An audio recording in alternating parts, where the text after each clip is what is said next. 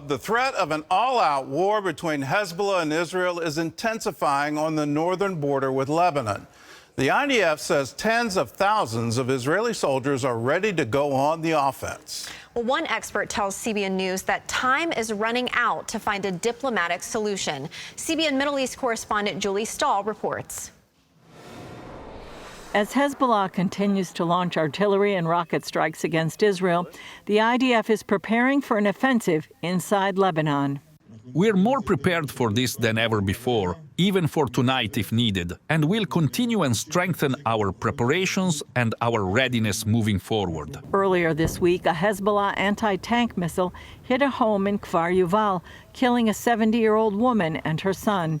Due to the threat from Hezbollah, some 100,000 Israelis evacuated their homes and communities in northern Israel. Many are living in hotels. We are much closer to the border than most of the kibbutzim in the Gaza Strip. And it's scary, I must say. And we need to be sure that we're safe in order to come and live here again in our homes. Former IDF spokesman Jonathan Conricus told CBN News that Israel has responded to attacks with restraint, but time is running out for diplomacy to avert a full-blown war. The time really is now for any such deal to come into effect. What Israel, I think, needs in order for Israeli civilians to go home to their homes is for a 7 or 10 kilometer buffer zone to be created inside Lebanon, where there's simply no access for the worst Hezbollah terrorists to get close to the border. Conricus says Hezbollah is much stronger than Hamas. We're talking about 130,000 rockets, we're talking about bigger payloads, and we're talking about much bigger range, including high-quality weapons that can strike specific locations in Israel. So far, UNIFIL, the UN peacekeeping body that has been in southern Lebanon since 1978, hasn't managed to keep the border safe. Israel needs to deal with Hezbollah's massive arsenal. But the most imminent threat is access to Israeli civilians across that 80-mile border that separates between Israel and Lebanon, and that is non-negotiable. Meanwhile, in Gaza, medical aid is being delivered to dozens of hostages held by Hamas in a deal brokered by France and Qatar. The Biden administration this week sent a National Security Council official to help negotiate another deal for the release of more hostages. Julie Stahl, CBN News, Jerusalem.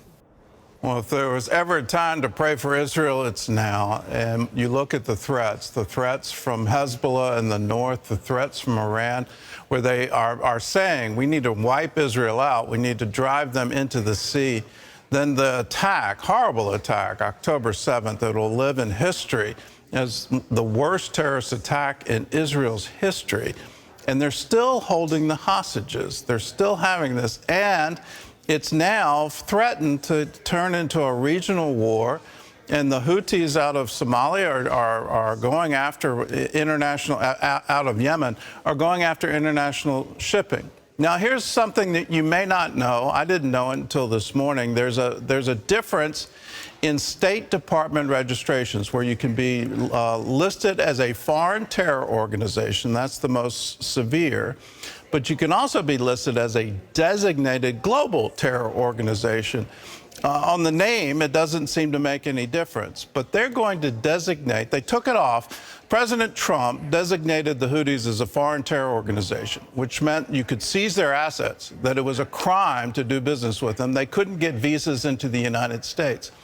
The State Department is now saying, well, we're going to designate them a global terror organization. Trump removed all the restrictions, and the excuse was there's some kind of humanitarian crisis there, and if we have these restrictions, they can't get the aid that they need.